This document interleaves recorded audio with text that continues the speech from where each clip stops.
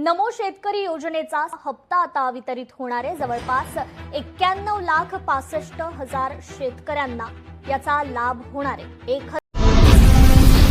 शेतकऱ्यांसाठीच्या आज दिवसभरातील महत्त्वाच्या झटपट बातम्या। शेतकऱ्यांसाठी शासनामार्फत अतिशय महत्त्वपूर्ण 4 मोठ्या घोषणा करण्यात आल्या आहे, त्यामुळे व्हिडिओ शेवटपर्यंत बघा। हमीभावने खरेदीसाठी तूर नोंदणीला सुरुवात। सोयाबीन खरेदी केंद्रावरच होणार तुरीची खरेदी। हमीभावाने तूर खरेदीसाठी अखेर 20 जानेवारी पासून सुरुवात झाली असून शेतकऱ्यांनी हमीभावाच्या खाली तूर विकू नये असे सांगण्यात येत आहे। व्याज सवलत डीबीटी द्वारे पंजाबराव देशमुख योजनेसाठी सहकार विभागाचा प्रस्ताव। पीक कर्जाची वेळेवर कर्जफेड करणाऱ्या शेतकऱ्यांना प्रोत्साहनपर अनुदान देण्यात येणारी पंजाबराव देशमुख व्याज सवलत योजना आता डीबीटी द्वारे राबविण्यात येणार आहे। डाळिंब उत्पादकांना शेवटच्या टप्प्यामध्ये दराने तारले। प्रतवारीनुसार प्रति किलो 150 ते 225 रुपये। शेतकऱ्यांना दिलासा। सध्या बाजारामध्ये डाळिंबाची मागणी वाढलेली आहे। नमो शेतकरी योजनेचा 8वा हप्ता आता लवकरच शेतकऱ्यांच्या खात्यामध्ये जमा करण्यात येणार आहे। नमो शेतकरी योजनेचे 1500 रुपये आता याच महिन्याच्या शेवटला शेतकऱ्यांच्या बँक खात्यामध्ये जमा करण्यात येणार आहे। चुकीचा प्रश्न अन बहिणींना बसला फटका। लाडकी बहीण योजनेचे पैसे अडकले। राज्यातील 24 लाख महिला लाभापासून वंचित आहे। ई-केवायसी मुळे अनेक बहिणी या योजनेपासून वंचित झाले आहे। भारतीय शेतकऱ्यांकडून माहितीसाठी एआयचा होणार वापर। मायक्रोसॉफ्टचे सत्या नाडेला यांनी वेधले जगाचे लक्ष। आजच्या काळात कृत्रिम बुद्धिमत्ता एआयचा वापर करून शेती पिकांचे उत्पन्न वाढवता येणार आहे। कापसाचे दर 9,000 रुपयांचा टप्पा गाठणार। यंदा कापूस उत्पादनामध्ये झालेली घट आणि बाजारातील अपेक्षेप्रमाणे कमी आवक तसेच जागतिक व देशांतर्गत पातळीवरील घडामोडीमुळे परिणाम म्हणून शेती अंतर्गत कापसाच्या दरात मोठी तेजी पाहायला मिळत आहे। गोपीनाथ मुंडे अनुदान योजना 2,17,00,000चे अनुदान शेतकऱ्यांना वितरित। शेती काम करताना अपघात झाल्यास शेतकऱ्यांना गोपीनाथ मुंडे शेतकरी सहानुग्रह योजनेअंतर्गत डीबीटी मार्फत अनुदान देण्यात येत आहे। मेथी कवडी मोल शेतकऱ्यांचे कष्ट मातीत। अवघ्या काही महिन्यापूर्वीच आठवडी बाजारामध्ये मेथीला 20 ते 25 रुपयांचा दर मिळत होता। मात्र आता बाजारामध्ये मेथीची आवक जास्त झाल्याने दर मोठ्या प्रमाणावर कोसळला आहे। सोने 1.5 लाख पार तर चांदी सुसाट। 2 दिवसामध्ये सोने 11,000 वधारले तर चांदीमध्ये 35,000 झाली मोठी वाढ। लगन सराईच्या पार्श्वभूमीवर सोन्या चांदीच्या दरात झाली मोठी वाढ। वीज टिकेना पाणी असूनही पिकांना पाणी देता येईना। रबीचा हंगाम आला धोक्यात। शेतकऱ्यांना सौरपंप कधी मिळणार? सध्या राज्यातील हजारो शेतकऱ्यांनी अर्ज करून सुद्धा सौरपंप मिळत नसल्याची तक्रारी येत आहे। सोयाबीन 3 वर्षांमध्ये प्रथमच 5,000। या वर्षी अतिवृष्टीमुळे सोयाबीन पिकांचे मोठे नुकसान झाले असून तसेच बाजारात सोयाबीनची आवक कमी झाल्याने सोयाबीनच्या दरात वाढ झाली आहे। 28,778 शेतकऱ्यांसाठी 19 कोटी रुपयांचा निधी मंजूर झाला असून शेतकऱ्यांना अनुदान वाटपाचे काम आता सुरू करण्यात आले आहे। यावर्षी खरीप हंगामामध्ये अतिवृष्टीमुळे शेती पिकांचे नुकसान झालेल्या शेतकऱ्यांना भरपाई देण्यात येत आहे। रेशनचे ई-पॉस सर्व्हर झाले संत। स्वस्त धान्य दुकानदार आक्रमक।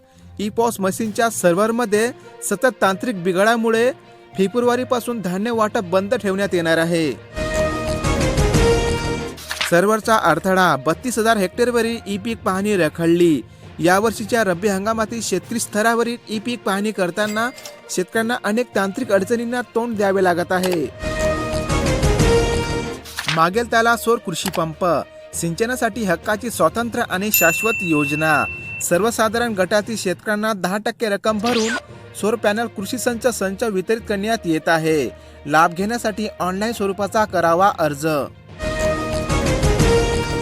पीएम सुरक्षा विमा योजनेअंतर्गत मिळत आहे अनेक कुटुंबियांना आधार। केंद्र सरकारच्या प्रधानमंत्री सुरक्षा विमा योजनेच्या माध्यमातून अपघात किंवा अपंगत्व आल्यास विमा योजनेचा लाभ देण्यात येत आहे। अपार आयडी काढला काय? 31 जानेवारीपर्यंत आहे अंतिम मुदत।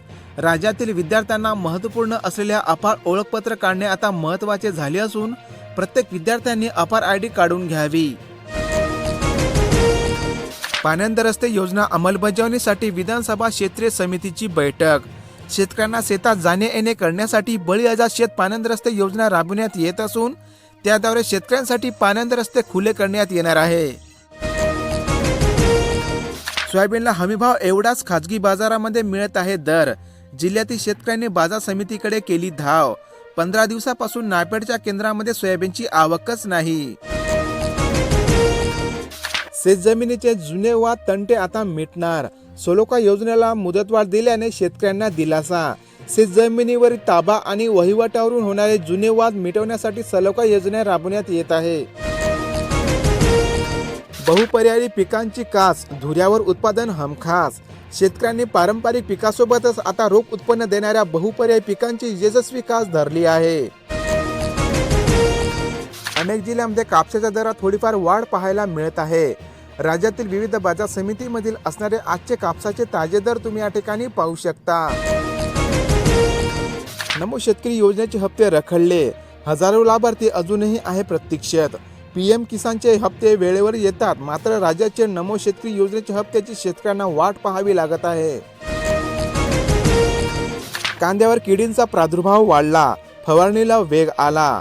यावर्षी रब्बी हंगामातील कांद्याचा पेरा वाढला असून बदलत्या हवामानामुळे कांदा पिकावर विविध रोगाचा प्रादुर्भाव पाहायला मिळत आहे. अनेक जिल्ह्यांमध्ये सोयाबीनच्या दरात थोडीफार वाढ पाहायला मिळत असून राज्यातील विविध बाजार समितीमध्ये सोयाबीनचे आजचे ताजे दर तुम्ही या ठिकाणी बघू शकता. रब्बी हंगामात युरियाची जाणवत आहे कृत्रिम टंचाई.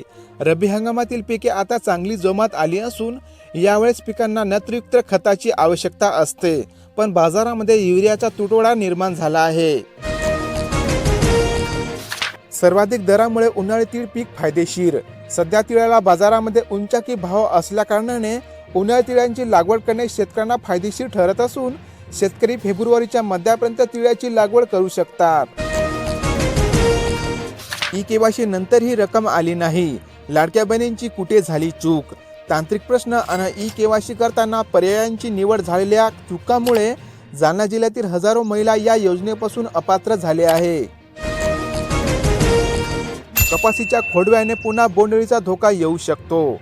जानेवारीनंतर कपाशीचा खोडवा म्हणजेच फळझळ घेतल्यास कपाशीवर गुलाबी बोंडअळीचा प्रादुर्भाव वाढू शकतो. लष्करी अळीच्या अटॅकमुळे ज्वारी आली धोक्यात.